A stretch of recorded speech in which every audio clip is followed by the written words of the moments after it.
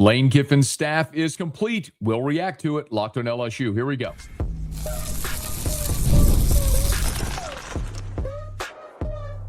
You are Locked On LSU, your daily podcast on the LSU Tigers. Part of the Locked On Podcast Network, your team every day. Okay, let's get it. It is Locked On LSU, your team every day. I'm your host, Matt Moscona. Thanks so much for making us your first listen. We're free, available wherever you get podcasts, of course, on YouTube as well. So please subscribe. As always, one of the fastest ways to help us grow is by leaving your comments below. So thank you sincerely for that. Thank you for helping make the Locked On Podcast Network the #1 sports podcast network on the face of planet Earth. And today's episode is brought to you by Game Time. Download the Game Time app, create an account, use the code LOCKEDONCollege for $20 off your first purchase. Well, it is now official. Sometimes people get confused with how they label things.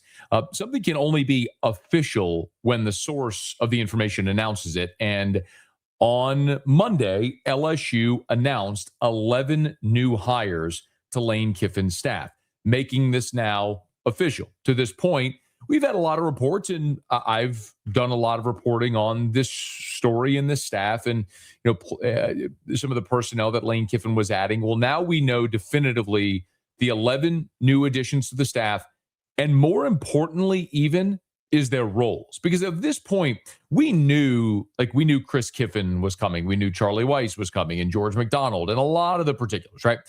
Some of the analysts that are joining the staff as well in a variety of different roles. Sawyer Jordan, Dane Stevens, Lou Spanos, Joe Houston. We'll get into all their roles. Like, we knew that they were here. They've been here in Baton Rouge. They're working on the staff. It's just official now. But we also know their titles. And this does describe a little bit more why some of these decisions were made about some of these staff members joining Lane Kiffin's staff. And in particular, does raise a few questions. So let me run through quickly the 11 hires and their roles. And then we'll come back and highlight a few of them, two in particular, that their titles, their roles are really significant. Okay, so let me just run through them real quick. So this is what we know. Your offensive coordinator is Charlie Weiss Jr. Your associate head coach and running backs coach is Kevin Smith. So that's official. They announced Kevin Smith. I'll come back to that in a second for the title. Joe Cox, co-offensive coordinator, tight ends coach. We knew that. George McDonald comes over as the wide receiver coach and passing game coordinator. Notice some of these titles. Sawyer Jordan will be the inside wide receivers coach coming over from Ole Miss. Dane Stevens will coach quarterbacks. Eric Wolford, who we were the first to report that, will coach the offensive line. Defensively, the additions, of course, you maintain your defensive staff already with Blake Baker as your defensive coordinator. And then all of the existing defensive staffers, sans Kyle Williams. Sterling Lucas has been added now officially as the defensive line coach. That's his title. Chris Kiffin will serve as linebackers coach and co-defensive coordinator. I have some thoughts on that in a second. And then Lou Spanos will be the assistant defensive line coach and pass rush specialist.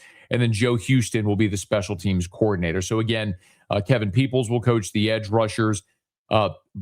I want to talk about Blake Baker in a second, but Corey Raymond, Jake Olson stay in their roles as well. So remember, I think this is important to note as we start this convo. You can have 10 full-time assistants, okay?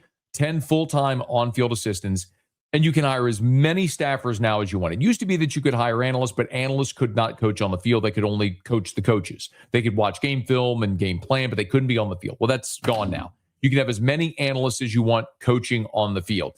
Tim Rattay was an analyst, but coached quarterbacks on the field. Amon Anand last year was an analyst, but he was your special teams coordinator. So again, that's very common. The 10 full-time on-field staffers can recruit. Or they can go off campus and recruit. That's the difference. That's the primary difference now. And when you're one of those guys, generally you get the full-time staff salary that you normally see, the high 6 or 7 figure salaries for some of those position coaches. Okay. A few things here. One, Sterling Lucas being official is a big deal, right? He was sort of the last of the on-field full-time 10 that we were waiting on. With the news of Kevin Smith coming on Sunday, the last was, could LSU get across the finish line with Sterling Lucas? That is now done. LSU has officially announced it. By the way, what I do have coming up in the next segment, I want to talk about the trickle-down effect, because there's a lot of chatter now about former five-star edge Dylan Stewart possibly following Sterling Lucas to Baton Rouge. I'll get to that in our next segment. But Chris Kiffin and Kevin Smith really are the ones I want to focus on here. Because when people saw that Chris Kiffin title, it probably made you go, huh? Well, Chris Kiffin is listed as the co-defensive coordinator and linebackers coach. Let me remind you that Blake Baker is your linebackers coach and your defensive coordinator, who you're paying $3 million a year to. Now, Chris Kiffin, as I understand it, is not filling one of the 10 full-time roles. He will be an air quotes analyst, right? So he won't be able to recruit off campus, but he'll be your co-defensive coordinator and he'll coach linebackers. Now, I also think that's interesting because Kiffin has worked with linebackers. He's also worked defensive line, but that's a position Blake Baker coaches. Now, I was told last week, and if you're an everydayer, shout out, you probably heard me mention this, but that there was some talk about Blake Baker coaching the star position this year. And I think it's pretty clear that's what's going to happen now. If Chris Kiffin's going to coach the linebackers as your co-defensive coordinator, Blake Baker will go coach the star position. Now, Harold Perkins is gone. Jordan Gilbert's going to play a star in the bowl game. He could come back next year and play that position. A guy like Keelan Moses, who just finished his freshman year, redshirted due to an injury. That's a guy they love at the star position. Maybe he emerges next year. But that's fascinating. But my understanding is when Chris Kiffin, who was an analyst at Ole Miss the last 2 years, when he came to Baton Rouge and was following Lane again, the idea was he was going to get a more involved role on Lane's staff, which is why we talked a good bit here about the possibility of Chris Kiffin when LSU kept missing on their defensive line targets, Elijah Robinson, Gerald Chapman, the possibility of Chris Kiffin being one of those 10 full-time staffers coaching defensive line. In the end, now they've made him a co-defensive coordinator, and he'll coach linebackers, and Blake Baker, it sounds like, will kick over and coach the star position. So we do not have the terms of these contracts yet, but I'll be fascinated to see what LSU is going to pay Chris Kiffin, because it is unlikely that they're going to pay him anywhere close to what they're paying Blake Baker. Make no mistake, Blake Baker's making $3 million a year. He is the defensive coordinator. It is his defense. And he maintained the staff members that he brought with him from Missouri and Peoples and Olsen, and then Corey Raymond, of course, as well. So this is still Blake Baker's defense. This feels very much symbolic in giving Chris Kiffin a title, which would justify a higher salary. Kevin Smith is the other one that they have him listed as the associate head coach and running backs coach. Again, if you're an everydayer, shout out. You heard us talk about the Kevin Smith deal throughout.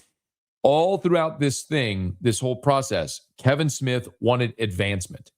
And so it was going to be a title, resume, builder, highest bidder type situation for Kevin Smith. And Kawan Lacey was always more tied to Smith than he was Kiffin or Charlie Weiss. So the fact that LSU has given Kevin Smith the associate head coach role is validating and sort of confirmation of that thought that Smith needed the title. He needed the career advancement instead of just being the running backs coach wherever he was going to go. Now, the really interesting thing is, does Kawan Lacey follow? We had a report, if you missed it in our previous episode, about Harlem Berry meeting with Harlem Berry and his dad meeting with Kevin Smith on the first night that Smith was in Baton Rouge on Sunday night. And so we're going to follow that story. And I believe Harlem Berry wants to return. He loves LSU. He is committed to LSU. So I believe this is where he wants to be. But if Kawan Lacey comes here and Ole Miss makes a giant offer where Frank Wilson is, does that get a little uncomfortable? So that's one to follow. But I'm just explaining some of the titles here. Look at George McDonald, another one that we mentioned. He has the title of passing game coordinator along with wide receiver coach. Joe Cox is the co-offensive coordinator and tight ends coach. Again, those titles are a way that justify a higher salary, and that's what LSU had to do to be able to get all these guys to get on the plane, so to speak, and leave Oxford. So we know the 11 staff members now, the new hires. in addition to the 11 new hires, in addition to the existing staff members, and how a lot of these roles will be divvied up. Now, so we were waiting on Sterling Lucas to be official. It is. So what does that mean now for Dylan Stewart? I want to talk about that next. Locked on LSU, your team every day. There's nothing like college football season. Tailgates, packed stadiums, and being right there in the middle of it all. The energy, the bands, the moments you'll remember forever, but actually getting tickets, that part used to be frustrating with long queues, logins, and prices jumping at checkout.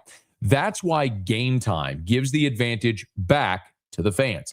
It's the easiest way to unlock amazing college football tickets and experiences in just a few taps. Listen, I love where you can view your seat before you buy, so you know exactly where you're sitting and what you're getting. The zone deals, it's another feature that stands out. You pick the section, and Game Time will pick the seats, and you can save even more money when you use the zone deals function.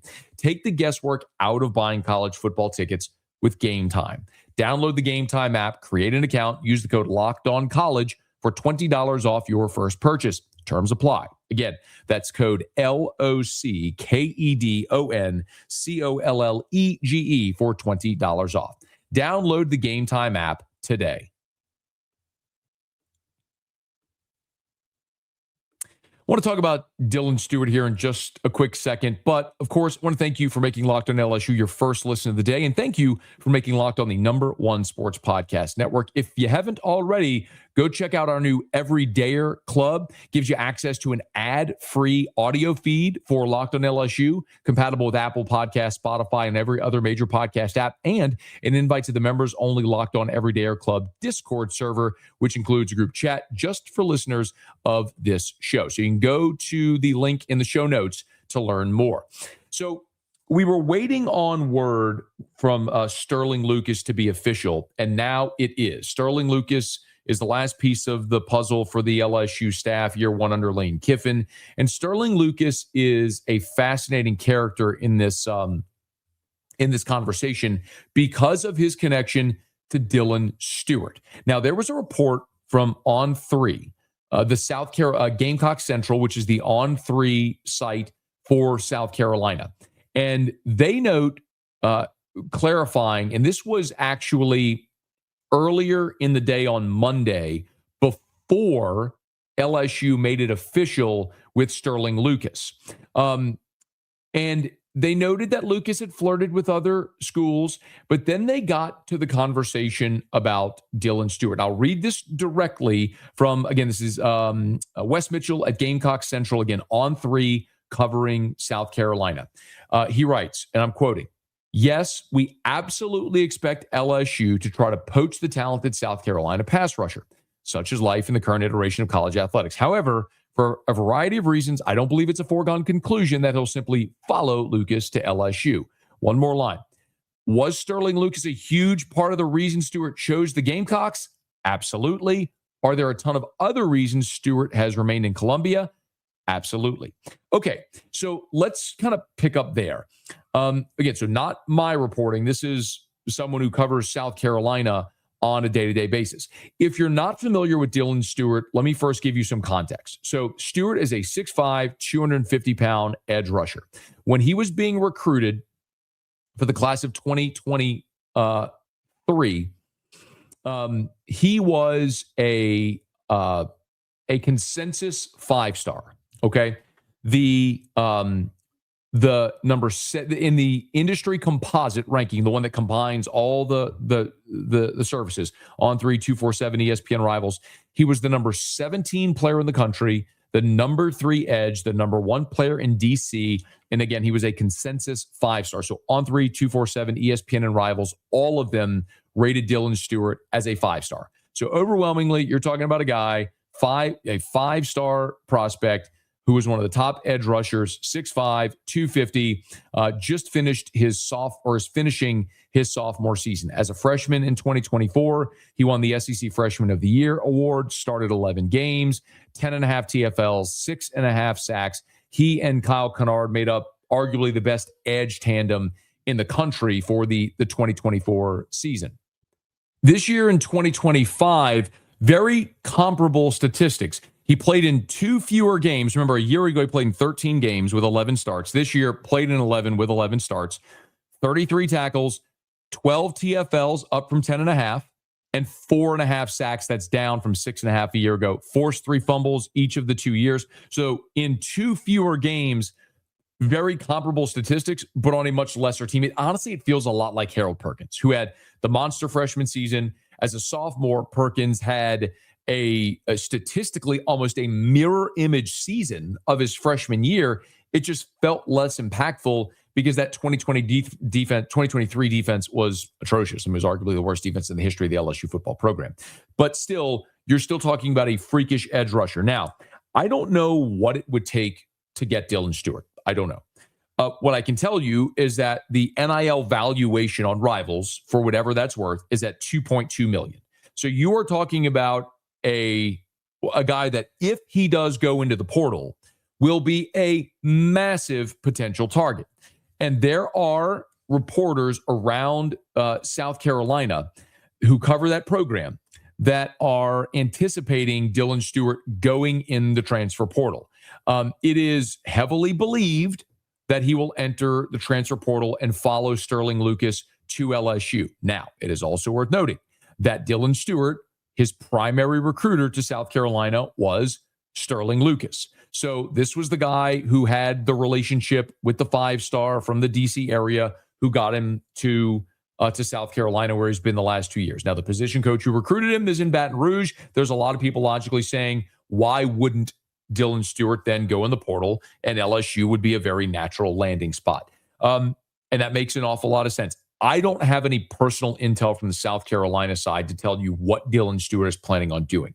What I can tell you is there's going to be an immediate opportunity for Dylan Stewart. Listen, there would be an immediate opportunity for Dylan Stewart literally anywhere in the country he went. But Patrick Payton, Jack Pyburn, Jamari Butler, all 3 edge transfers you brought in this year, they're all gone. They were 1-year mercenaries. You're going to return Gabe Relaford coming off an ACL injury, but then you've got young guys like Dylan Carpenter, Kalaj Cobbins, Dame Shanklin. Remember, Lamar Brown, the 5-star number 1 athlete in the country, told me on my radio show that LSU was recruiting him to play edge under Kevin Peoples. So that should be a guy that could line up on the edge for you if that is, in fact, where LSU still foresees playing Lamar Brown. But that is what Lamar Brown told me on my radio show over the summer. So, when he committed to LSU. So, in any event, there was an amazing opportunity for Dylan Stewart. I have no doubt that LSU would financially make it work for Dylan Stewart if that's what it took to get him here. And now his position coach is in Baton Rouge as well. Will he go into the portal? I don't know. It's also worth mentioning that South Carolina put a lot of pressure on Lenora Sellers and got him to stay there in Columbia when Sellers could have gone into the portal and been one of the highest paid and most heavily targeted players in the entire country. So maybe South Carolina keeps Dylan Stewart in place, but when the portal window opens on January 2nd, that is certainly going to be a key name to follow. And if he does go in the portal, it would stand to reason that LSU would be at the top of his wish list with Sterling Lucas now at LSU coaching the defensive line. One other quick thing. Remember, you're talking about Dylan Stewart, who plays edge, right?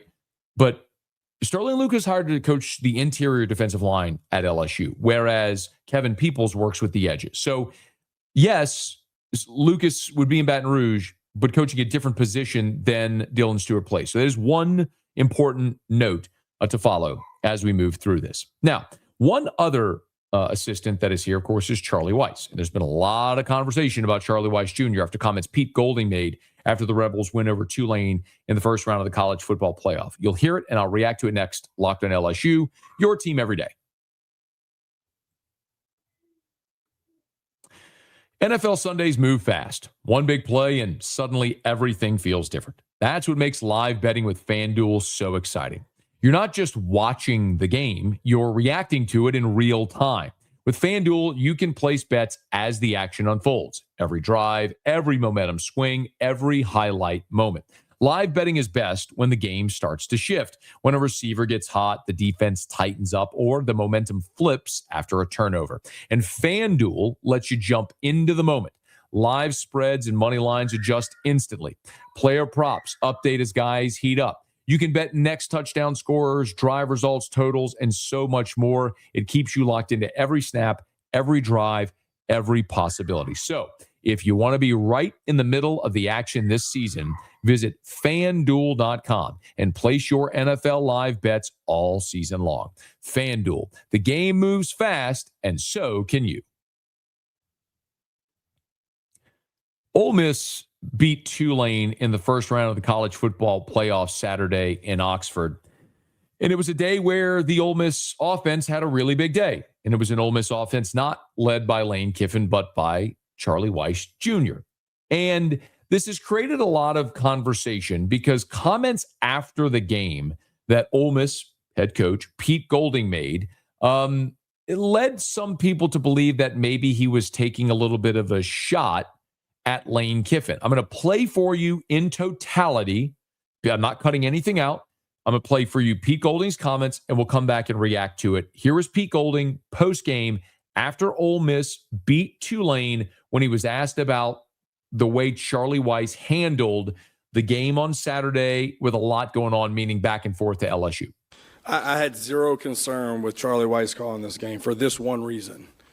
Charlie Weiss could not afford not to call a hell of a game. All right, all he's heard, right, his whole life, Lane Kiffin's office, Lane Kiffin's office, Lane Kiffin's office. So this is his one opportunity, right, for people to realize Charlie Weiss calls the offense, right, just like he's done all year, and he did a great job of tonight. So I had no concern on that because the last thing Charlie wanted to do is come out here and lay an egg, all right, because then whose offense is it? Yeah, you be writing about it. Whose offense is it? That's right. Did you say his name? Whose offense is it? Okay. No, you just said Kiff's. Yeah, because he didn't score any points, so Kiff wasn't here. Right, so then now Charlie doesn't call the plays. So Charlie does a great job, and there was zero concern with him. Like I said, from the very beginning, he didn't get on that plane with any doubt that he was going to coach us in the game because that's who he is. All right, so he did a great job. First of all, I want to say I think Pete Golding comes across as very authentic and genuine. I don't know Pete Golding. He's from Hammond. He's had a long and successful career at a lot of different places, notably Alabama, now Ole Miss. And it's pretty cool for him, right, to get his first head coaching opportunity. Yeah, sort of unorthodox the way it came about, but to get his first head coaching opportunity in the SEC, pretty cool, right? I think we can all objectively acknowledge that. But from an LSU perspective, no matter how you interpret his comments about Charlie Weiss, I think you can't lose. Because if you're like, well, it really is Lane Kiffin's offense. Great. Lane Kiffin's your head coach. And if you want to believe that it's Charlie Weiss's offense and he's the play caller, well, great. Charlie Weiss is LSU's offensive coordinator, who, by the way, you just agreed to pay $2.5 million a year to. And if you were paying $2.5 million a year to Charlie Weiss when it wasn't even really his offense, that could become maybe perceptionally problematic if you're paying that much to someone who is just a symbol, a figurehead there, not actually the one running the offense. I think two things can be true at the same time here. I think that Charlie Weiss can be a good play caller and done a really good job in that game and this year. And I think it can also be Lane Kiffin's offense. You can also argue that Charlie Weiss still has a lot to prove. Individually, aside from Lane Kiffin. Like, if you look at Charlie Weiss's career, right, as an assistant coach so far, he began his career as an offensive quality control assistant at Florida in 2011. Then he was a team manager at Kansas, an analyst at Alabama, an analyst with the Atlanta Falcons. Then he joined Lane Kiffin at FAU in 2018 and 2019. Then he spent 2 seasons at South Florida and then joined Kiffin back at Ole Miss in 2022 to 2025. So the only years that he has been an offensive coordinator, independent of Lane Kiffin, were those 2 seasons at South Florida in 2020 and 2021. And a quick Google search will let you know that in 2020 and 2021, the South Florida Bulls were the 3rd worst offense in the American Athletic Conference each of those seasons. Nationally, in 2020, South Florida was 103rd in scoring, A year later in 2021, they were 100th in scoring. So it is fair to say Charlie Weiss has a lot to prove independent of Lane Kiffin. He also can be a brilliant coach, a really good play caller, and someone that's doing a good job riding sidecar to Lane Kiffin. Or as Kiffin sort of conceptualizes everything, Weiss is the guy that calls it and enacts it. That's okay. You can work in tandem. And what's most important is Lane Kiffin wants him here. LSU paid him a lot to be here, and he's still going to be the LSU coach. So no matter who you want to give the credit to, Kiffin or Weiss, what is objectively true is Ole Miss's offense with Kiffin and Weiss there has been awesome. They've been top 13 in the country each of the last 5 years. Like, that's awesome. And then now they're both coming to LSU. So whoever gets the credit, I don't really care. I just want productivity, especially having watched LSU's offense this year, which was not a lot of fun. So Charlie Weiss, maybe still a lot to prove, but in tandem, Kiffin and Weiss have nothing to prove. They've proven plenty that in tandem, they work well together, and they'll be doing it now in the purple and gold.